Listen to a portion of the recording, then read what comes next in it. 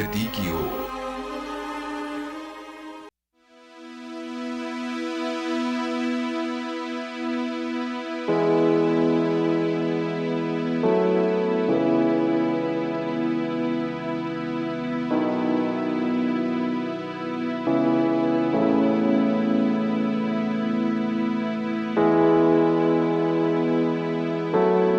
हरियाली हमारे जीवन की हर मुसीबत को हर लेती है। पहले बड़े बुजुर्ग आशीर्वाद दिया करते थे, तुम्हारा जीवन हरा भरा रहे। इसका सीधा सा अर्थ है, प्राचीन काल में हरियाली की महत्ता को समझ लिया गया था और सभी अपने आसपास के इलाकों को पेड़ पौधों से भरपूर रखें, इसी कारण ऐसे संदेश दिए गए।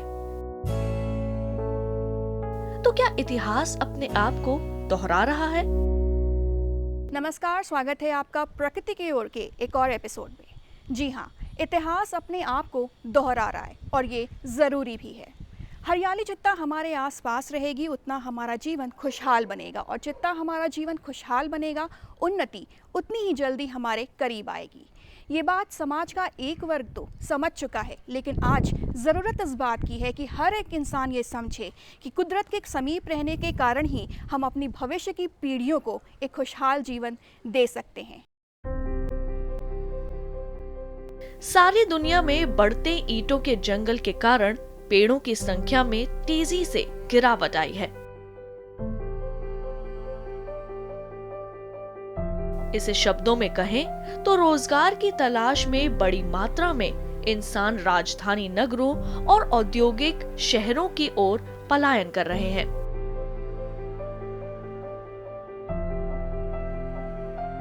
इसी कारण पहले झुग्गी झोपड़ियां, फिर कच्चे मकान और उसके बाद अस्थायी रिहायशी मोहल्लों में तब्दील होते अनियोजित इलाके कुदरत को हानि पहुंचा रहे हैं। ये समस्या महानगरों में ज्यादा है। ज्यादा मुनाफा कमाने के चक्कर में कुछ एक लोग बहुमंजिला मकान बनाकर प्राकृतिक संतुलन को बिगाड़ रहे हैं। आमतौर पे आसानी से देखा जा सकता है कि जो हरियाली का अस्तित्व हमें आजकल दिखाई दे रहा है, अब से कुछ वर्षों पहले इससे अधिक था और निश्चित रूप से आने वाले समय में हम अपेक्षा कर सकते हैं कि आने वाले समय में हरित कवर कम होगा। इसमें योगदान हमारी विकास योजनाओं का है। जो विकास की दौड़ में जो जनसंख्या आबादी विस्फोट हुआ है, उसके चलते हुए आसपास के इलाकों में संसाधनों पर जोर पड़ा है और जगह के लिए पेड़ों का काटा जाना एक आम बात हो गई है, जिसके चलते हुए बड़े सीधे तौर पे हमें वृक्षों का कम होना दिखाई दे रहा है। यही एक सीधा कारण है जो हम सीधे तौर पे जोड़ सकते हैं कि वृक्षों की कमी या हरियाली की कमी होती जा रही है। महानगरों की अपनी समस्याएं हो सकती हैं, मगर प्रशासन और जनप्रतिनिधि सजग हों तो पेड़ों को बचाए रखकर आवासीय प्रखंड बनाए जा सकते हैं। विज्ञान के बढ़ते कदम मानव जाति के लिए बेहद ही उपयोगी साबित हो रहे हैं, बट ज़रूरत है हमें उनके महत्व को समझने की। आज हमारे पास कई ऐसे विज्ञान के तकनीक हैं जो हमें ये संदेश देती है कि हमें कुदरत के समीप रहना चाहिए। वो हमें ये भी बताती हैं कि विगत वर्षों में हमने क्या भूल करी है और उन भूल को हम कैसे सुधार सकते हैं। तो क्यों है ना ये कमाल की तकनीक। ऐसी ही कुछ जानकारी दी हमारे राजधानी के बारे में कुछ सैटेलाइट ने। आइए लेते हैं ये जानकारी। नासा ने पिछले दिनों सैटेलाइट के माध्यम से खींची गई 2 तस्वीरें जारी की, जो हमारी राजधानी दिल्ली की हरियाली के विषय में खास जानकारियां देती हैं। पहली तस्वीर सन 1991 की है। इसमें राजधानी दिल्ली में भरपूर हरियाली दिखलाई दे रही है। दूसरी तस्वीर सन 2016 की, जिसमें हरियाली का क्षेत्रफल कम दिखाई देता है। ये वास्तव में चिंता का विषय है। आंकड़े बताते हैं कि सन 1991 में दिल्ली की जनसंख्या मात्र 94,20,644 थी। इस वजह से रिहायशी इलाके कम थे। सन 1992 में रिहायशी क्षेत्र 395 वर्ग किलोमीटर था और दिल्ली में 692 वर्ग किलोमीटर कृषि योग्य भूमि मौजूद थी, जो सन 2004 में 12% रह गई। इसका सीधा सा अर्थ ये हुआ कि 12% कृषि योग्य भूमि आवासीय क्षेत्र में तब्दील हो गई। ये दिल्ली का ही इशू नहीं है जी। मुझे लगता है कि हमारे देश में इवन जहाँ पर हमारे एग्रीकल्चर लैंड्स थी वहाँ पर भी धीरे धीरे ग्रीनरी ख़त्म हो रही है, क्रॉप फील्ड्स ख़त्म हो रही हैं। मेट्रो सिटीज़ में ख़ास तौर से इतना प्रेशर है ऑफिस कॉम्प्लेक्स खोलने का या रेजिडेंशियल एरियाज़ बनाने का कि आए दिन उसके अंदर जो है कंक्रीट के जंगल बनते चले जा रहे हैं और हमें बिल्कुल भी ये कंसर्न ख़त्म होता जा रहा है कि हमारी लाइफ जो है वो प्लांट्स के ऊपर ही डिपेंडेंट है, ट्रीज़ की वजह से हम एग्जिस्ट कर रहे हैं। तो ये सोच जो है ये बदलने की ज़रूरत है ताकि हम प्लांट्स पे जो हमारी बेसिक नीड्स हैं वो पूरी होने के साथ साथ हम ग्रीन स्पेस को मेंटेन रख सकें। सन 2004 में दिल्ली का वन क्षेत्र या जंगल सिर्फ 12% ही रह गया। इसके लिए कौन जिम्मेदार है? दिल्ली को हरा भरा बनाने के लिए सरकार शहरी वन क्षेत्र विकसित करने की कवायद कर रही है। विगत 25 वर्षों में दिल्ली की आबादी 2.5 करोड़ पहुंच गई। इस कारण ज्यादा घरों की जरूरत को पूरा करने के लिए बेतरतीब निर्माण कार्य हुआ। आज 12,592 लोग प्रति वर्ग किलोमीटर क्षेत्र में यहाँ निवास करते हैं। इसके विपरीत न्यूयॉर्क में सिर्फ 159 लोग प्रति वर्ग किलोमीटर क्षेत्र में रहते हैं। हालांकि दिल्ली और न्यूयॉर्क की भौगोलिक स्थिति और अन्य चीजें भिन्न हैं, मगर हरित क्षेत्र का प्रश्न करीब करीब एक जैसा ही है। कार्यक्रम में वक्त हो चला है एक छोटे से ब्रेक का। ब्रेक के बाद ये जानने की कोशिश करेंगे कि आखिर इस कम होती हरियाली के कारण क्या है।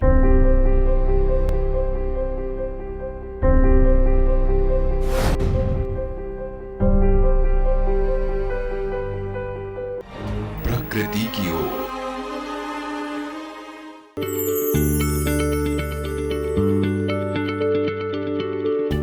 क्या आप किसी बीमारी से परेशान हैं? चाहते हैं डॉक्टर की सलाह? तो हम हैं आपके साथ, बताएंगे आपको जीने की राह। समस्याएं आपकी, समाधान देश के मशहूर विशेषज्ञों के। घर बैठे बात करें देश के जाने माने डॉक्टरों से। हर शनिवार शाम 6 बजे से 7 बजे तक फोन कर डॉक्टरों से करिए सीधी बात हमारे लाइव प्रोग्राम स्वस्थ किसान में। हमारा टोल फ्री नंबर है 1800-113060। हम आ रहे हैं आपके गांव। घूमते फिरते का कारवां पहुंच चुका है मथुरा में। हम आप पहुंचे हैं कांगड़ा जिले में। सामान्य ज्ञान के पूछेंगे सवाल। वार्षिक पुष्कर मेला किस राज्य में आयोजित किया जाता है? इनमें से क्या जैविक रूप से नष्ट नहीं होता है? इसके लिए इनके पास 4 ऑप्शंस हैं। देखें घूमते फिरते रविवार सुबह 7:30 पर। जहां दिग्गज दौड़ाते हैं अपना दिमाग, ढूंढते हैं सामयिक सवालों के जवाब, खेती किसानी के मुद्दों पर मंथन का मंच।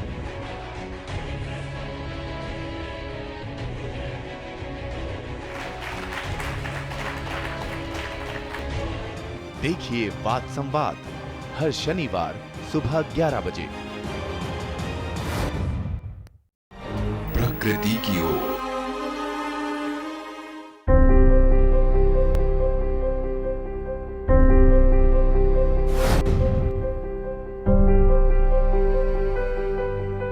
समस्याएं एक दूसरे से जुड़ी हुई हैं। रोजगार की बढ़ती संभावनाएं इन महानगरों में कहीं न कहीं पलायन का कारण बन रही है, तो बढ़ती जनसंख्या भी इसका एक कारण है। आइए जानते हैं कुछ और पहलुओं के बारे में। कमोवेश हर महानगर की स्थिति एक जैसी ही है। रोजगार की तलाश में गांव, कस्बों और शहरों से हर उम्र का तबका महानगरों की ओर रुख कर रहा है। बढ़ती जनसंख्या के कारण महानगरों में प्राकृतिक संतुलन बिगड़ रहा है। अगर आबादी बढ़ेगी तो नए नए मकान बनाने पड़ेंगे, उनको रोजगार देने के लिए नए नए उद्योग लगाने पड़ेंगे, उनकी बेसिक ज़रूरतों के लिए कॉलेज, स्कूल, इंस्टीट्यूशंस, इस तरह की चीज़ें बनाने के लिए जगह खाली करनी पड़ेगी। और ये जगह पहले निश्चित रूप से वृक्षों के द्वारा या वनों के द्वारा हरियाली के तौर पर देखी जा सकती थी। जब इन संसाधनों को हटाया जाएगा मनुष्य की आवश्यकताओं के लिए, तो हरियाली कम होगी ही होगी। देखिए, हम आमतौर पे ये बड़ी सहजता से जानते हैं कि जो हरियाली है या वृक्ष हैं वो हमारे लिए ऑक्सीजन का ये कहना चाहिए ऑक्सीजन हाउस के तौर पे काम करते हैं। और ऑक्सीजन हमें सांस लेने के लिए, हम ही न केवल हमें बल्कि हर जीव को ज़िंदा रहने के लिए ऑक्सीजन की ज़रूरत होती है। अब जैसे जैसे वृक्ष कम होंगे तो ये एक तो बारिश जो होती है उसको आकर्षित करने का एक माध्यम होता है, वो होगा। जो पक्षी हैं जो आवास करते हैं इन पेड़ों पर, उनको निश्चित रूप से उनके एक आवास का ह्रास होगा, यानी कि जहाँ वो रह सकते थे वो ख़त्म होता जा रहा है। तो ये हमारे जो जीव हैं उन पर भी असर डाल रहा है। सिर्फ पेड़ों के काटे जाना एक समस्या नहीं है, बल्कि मौजूदा पेड़ों और जंगल को कैसे बचाया जाए। वाहनों से निकलने वाला धुआं पेड़ पौधों को नुकसान पहुंचा रहा है। इस कारण सड़क किनारे लगे पेड़ पौधों और झाड़ियों के पत्तों और तनों के पास धूल की मोटी परत जमा हो जाती है। इस हानिकारक धूल और धुएं के प्रदूषण से पेड़ पौधों को बचाने के लिए प्रशासन नई तकनीक खोज रहा है। मॉनसून खत्म होने के बाद अक्सर सर्दियों में हल्की बूंदाबांदी का मौसम आता है, पर इस हल्की बरसात से पेड़ों पर जमी धूल की परत साफ नहीं हो पाती। पेड़ों को बचाए रखने के लिए जागृति का संचार हुआ है। इस मकसद को पूरा करने के लिए राजधानी दिल्ली में पेड़ों पर जमी धूल को नियमित रूप से साफ करने की योजना बनाई गई है। पेड़ पौधों की नियमित धुलाई की जाएगी। पेड़ों की धुलाई का पहला सफल प्रयोग कुछ इलाकों में दिवाली के बाद किया गया था। 12 सीवेज ट्रीटमेंट प्लांट में रोज 1 मिलियन लीटर पानी का शुद्धिकरण किया जाएगा और इस पानी से पेड़ों की धुलाई की जाएगी। इस तरफ एक और प्रयास किया जाएगा। एनडीएमसी अपने 2 प्रमुख पार्कों लोधी गार्डन और नेहरू पार्क को धूल रहित बनाने के लिए इनके हर इलाके में घास की सघन परत लगाएगी। पेड़ों की नियमित धुलाई होगी ताकि यहाँ आने वाले हजारों लोगों को किसी भी परेशानी का सामना न करना पड़े। ऐसी ही कोशिशें अन्य महानगरों में पेड़ों को बचाने में कारगर साबित होंगी। आप प्रयास तो कीजिए।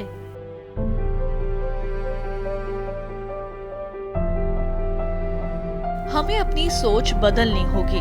अपने आसपास के इलाकों को साफ सुथरा रखना हमारी भी जिम्मेदारी बनती है। हर काम सरकार या प्रशासन के भरोसे छोड़ना भी ठीक नहीं है। सरकार प्रशासन भी हमसे ही बनता है। जब हम किसी योजना को खास इलाकों में लागू करते हैं तो उसकी पहल अपने क्षेत्र में क्यों नहीं करते? फिर हरियाली को बचाए रखने के लिए सबसे पहले पर्यावरण से प्रदूषण खत्म करना बेहद जरूरी है।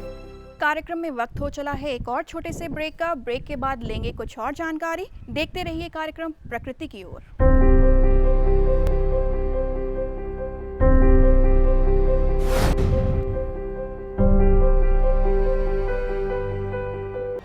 प्रकृति की ओर।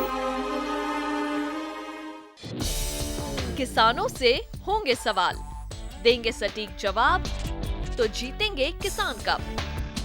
किसानों का खुला मंच, नजर रहेगी कृषि वैज्ञानिकों की। देखिए किसान प्रश्न मंच गुरुवार रात 10 बजे।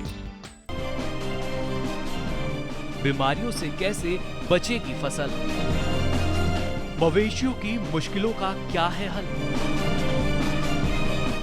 कहां से लाए बीज, कितनी लगेगी खाद। किसानों के हर फोन का विशेषज्ञ देंगे जवाब। देखिए हेलो किसान सोमवार से शुक्रवार शाम 6 बजे। हर गांव पर नजर, हर तकनीक पर पकड़, खबर मौसम की हो या हो हाट बाजार, दिखाएंगे देश की प्रमुख हलचल और खेती किसानी से जुड़ी हर बात। देखिए किसान समाचार रोजाना दोपहर 1:30 पर और शाम 7 बजे। प्रकृति की ओर।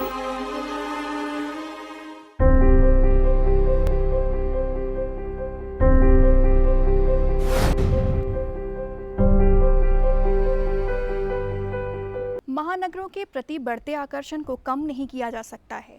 फिर चाहे वो रोजगार के लिए हो या फिर हो पर्यटन के लिहाज से, लोगों का पलायन महानगरों की तरफ जारी रहेगा। आज ज़रूरत इस बात की है कि हम स्थानीय लोगों में अपने जंगल क्षेत्र के प्रति एक जागृति पैदा करें कि वो उन्हें सुरक्षित रखें। सभी तरह के प्रदूषण से मुक्त वातावरण में हरियाली भी निखर कर आएगी, ये तो आप सभी जानते हैं। राजधानी दिल्ली में बढ़ते प्रदूषण को नियंत्रित करने के उद्देश्य से प्रदूषण निगरानी केंद्र खोलने की पहल की जा चुकी है। इस समय दिल्ली में 38 प्रदूषण निगरानी केंद्र खोले गए हैं। इनमें 4 दिल्ली प्रदूषण नियंत्रण समिति, 8 मौसम विभाग और शेष 26 केंद्र केंद्रीय प्रदूषण बोर्ड द्वारा संचालित है। दिल्ली में 20 प्रदूषण निगरानी केंद्र और खोले जाएंगे। इसके लिए Greater Kailash, Defence Colony, Qutub Institutional Area, Okhla, Najafgarh, Shahdara, Mayur Vihar, Savita Vihar, Vasant Kunj और पश्चिम विहार आदि को चुना गया है। किसी भी महानगर में कम होते जा रहे पेड़ों और जंगल क्षेत्र के लिए जनसंख्या वृद्धि के अलावा वे अन्य अनेक कारण हैं जिनकी अनदेखी हम लोग कर देते हैं। धूल, प्रदूषण और बढ़ते ईंटों के जंगल के अलावा यदि हम गौर करें तो विकास की अंधी दौड़ में जाने अनजाने पेड़ों को नुकसान पहुंचा रहे हैं। तारकोल की सड़कों के निर्माण में लगातार सड़कों की औसत ऊंचाई बढ़ती जा रही है। हर बार सड़क के ऊपर ही कंक्रीट और तारकोल मिलाकर फिर से बिछा दिया जाता है। इससे बरसात का पानी जमीन के नीचे नहीं पहुंच पाता है। इतना ही नहीं, फुटपाथ इतने ऊंचे हैं कि पानी बेकार बह जाता है। उनके ऊपर लगे पेड़ों की जड़ों को भरपूर पानी नहीं मिल पाता। मकान की छतों का पानी नालियों में बह जाता है, जो प्रदूषित होकर आसपास बहने वाली नदी में मिल जाता है। इससे नदी भी प्रदूषित होती है। अमृत समान समझे जाने वाले बरसात के पानी को जमीन के नीचे जाने के सारे रास्ते कम से कम महानगरों में तो बंद ही कर दिए गए हैं। इसके अलावा बरसों पुराने पोखर, तालाब, कूड़ा कचरा भरकर बंद कर दिए गए हैं और फिर उन पर अवैध कब्जा करके अवैध निर्माण की रफ्तार बेहद तेज है। महानगरों की बावड़ी और कुएं अंतिम सांसें ले रहे हैं। अधिकांश नष्ट कर दिए गए हैं और जो बचे हैं वे अपनी किस्मत पर आंसू बहा रहे हैं। जब तक जमीन के नीचे पानी जाने के सारे रास्ते नहीं खोल दिए जाते, तब तक महानगरों में हरियाली को बचाया नहीं जा सकता। इसके पुरातन और नवीन उपायों को लागू करना होगा।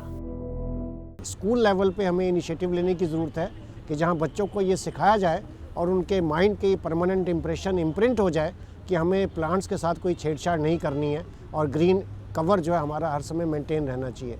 बहुत अनफॉर्चुनेट है कि कुछ सालों के अंदर ही ये रिपोर्ट सामने आ रही है कि ग्रीन कवर दिल्ली के अंदर ख़त्म हो रहा है। तो इसके अंदर जहाँ पॉलिटिकल क्लास को डिसीजन लेने की ज़रूरत है, वहाँ एजुकेशन इंस्टीट्यूशंस बहुत बड़ा रोल प्ले कर सकते हैं। अगर एक कॉलेज के अंदर बिल्डिंग भी चाहिए, पार्किंग स्पेस और स्पोर्ट्स चाहिए, वहीं पे इक्वली इम्पॉर्टेंट है कि ग्रीन स्पेस भी होना चाहिए।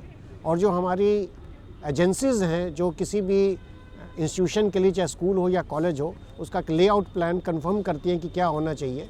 उसके अंदर एक परसेंटेज होती है कि जितना टोटल प्लॉट एरिया है उसका 35% सिर्फ जो है बिल्डिंग हो सकता है, बाकी सब हमें ओपन रखना है, जिसके अंदर बाकी फैसिलिटीज़ के साथ साथ ग्रीन कवर होगा। तो इसमें बहुत इंपॉर्टेंट हो जाता है कि एजुकेशन इंस्टीट्यूशंस में जो हेड कर रहे हैं या जो मैनेजमेंट है वो इस चीज़ का ध्यान रखें कि हम अपनी और नीड्स को पोस्टपोन कर दें, लेकिन 35 को 36 भी ना होने दें और वो कंक्रीट का जंगल उतना ही रखें जितना हमें परमिटेड है। महानगरों में पेड़ों को बचाने के लिए कुछ कड़े कदम उठाने होंगे। अनियोजित कॉलोनियों को बसने से रोकना होगा। भूमिगत यानी बेसमेंट बनाने की अनुमति नहीं होनी चाहिए। बहुमंजिला इमारतों की ऊंचाई निश्चित करनी होगी। इसके अलावा उन वनस्पतियों को ज्यादा लगाना होगा जो उस क्षेत्र के लिए लाभकारी हैं। हम निगम में हैं, हम बहुत बड़ी प्लांटेशन ड्राइव हर साल करते हैं। यहाँ तक कि इस बार हमने प्लांटेशन ड्राइव को एक नया रूप दिया। हमने हर एक पेड़ के साथ एक जिम्मेदार नागरिक का नाम लिखा ताकि वो जिम्मेदारी से पेड़ हम लगाएं, बचाएं वो लोग। हमने उनको ऑप्शन दिया कि ये 6 पेड़ों में से कौन सा पेड़ आप लगाना चाहेंगे और उन पेड़ों की वहाँ पे ज़रूरत है या नहीं है। एक प्लान्ड तरीके से प्लांटेशन ड्राइव होना चाहिए। कहीं जगह पे जहाँ पे पार्क्स में लोग बैठते हैं वहाँ बड़े बड़े पेड़ नहीं लग सकते। कहीं ऐसे डेड एरिया हैं जहाँ आप देखेंगे दिल्ली में जगह जगह बहुत जगह मलबा पड़ा हुआ है, उस जगह को साफ़ करके हम वहाँ पे ग्रीन बेल्ट बना सकते हैं। साइड बाय साइड जैसे साइकिल चलाने के लिए हम लोगों को ज़्यादा से ज़्यादा प्रेरित करें, पैदल चलने के लिए जब अगर कोई व्यक्ति पैदल चलना चाहता है तो क्या वहाँ पेडेस्ट्रियन है या नहीं है। कहीं जगह पे हमने देखेंगे इंक्रोचमेंट्स हो रखी हैं, पैदल चलना, साइकिल पे चलना, अगर इसको हम ज़्यादा महत्व देंगे तो कहीं ना कहीं जो छोटे डिस्टेंसेस के ऊपर अगर आप देखोगे लोग जहाँ छोटे छोटे कामों में गाड़ी लेके जाते हैं उसको हम थोड़ा डिस्करेज करें। हम सभी जानते हैं कि मिट्टी, मौसम और प्राकृतिक संरचना के हिसाब से पेड़ों को चुना जाता है। ये पेड़ मानव उपयोगी होते हैं और वातावरण को भी शुद्ध करने में सहायक होते हैं। महानगरों में जन जागृति अभियान के माध्यम से पोखर, तालाब और जंगल को सरलता से संरक्षित किया जा सकता है। ऐसे अनेक प्रयास हुए हैं, इन्हें और गति देने की आवश्यकता है। अगर हम दिल्ली के अंदर ग्रीनरी ड्राइव फिर से शुरू करें, जो पेड़ हैं उनको बचाएं, फॉरेस्ट डिपार्टमेंट के साथ मिलकर उनकी प्रूनिंग करवाएं समय पे, ताकि दिल्ली के अंदर जो ग्रीन बेल्ट है उसको मेंटेन करा जाए और साथ में नई ग्रीन बेल्ट को इमर्ज करने की हम पॉसिबिलिटी को लेके आए। हम जैसे निगम पार्षदों का ये कर्तव्य बनता है कि हम RWA के साथ, सीनियर सिटीजन्स के साथ, स्कूल के बच्चों के साथ उनको ग्रीनरी के बारे में एजुकेट भी करें। सिर्फ पेड़ लगाना एक हमारा मकसद नहीं है, पेड़ के बारे में बताना। अगर आप देखेंगे आज की डेट में एक नया ट्रेंड शुरू हो गया है, लोग आएंगे, पेड़ लगाएंगे, फ़ोटो खींचेंगे और थोड़े दिनों बाद उसको पेड़ को कोई देखने नहीं जाता। यही इस बार हमारा प्रयास रहा कि हर एक पेड़ के साथ एक नागरिक की जिम्मेदारी ज़रूर हो, ताकि उस तरीके से वो उसको पेड़ को संभालेगा भी और वो पेड़ बचेगा भी। वरना जितनी भी ये मास प्लांटेशन होती हैं और कई जगह एक फ़ोटो अपॉर्चुनिटी के कार्यक्रम से भी प्लांटेशन होती हैं, उसका नुकसान क्या होता है, पेड़ तो लगता है पर पेड़ बचता नहीं।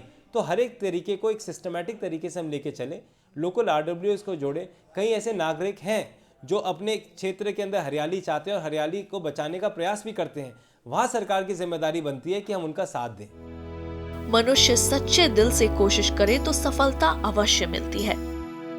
वर्तमान की जरूरतों को ध्यान में रखकर जंगलों को सुरक्षित करने की आवश्यकता है। महानगरों की हरियाली को और बढ़ाने के प्रयास करने होंगे। इसके फायदे इंसानों के साथ साथ पशु पक्षियों को भी मिलेंगे।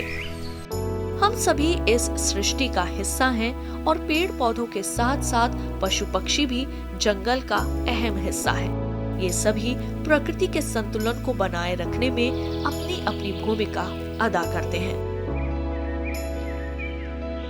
हरियाली बढ़ाओ, खुशहाली लाओ के प्रण के साथ आज का अपना ये एपिसोड हम यहीं समाप्त करते हैं। अगले एपिसोड में मिलेंगे किसी और जानकारी के साथ। तब तक के लिए हमारी पूरी टीम को दीजिए इजाजत। नमस्कार।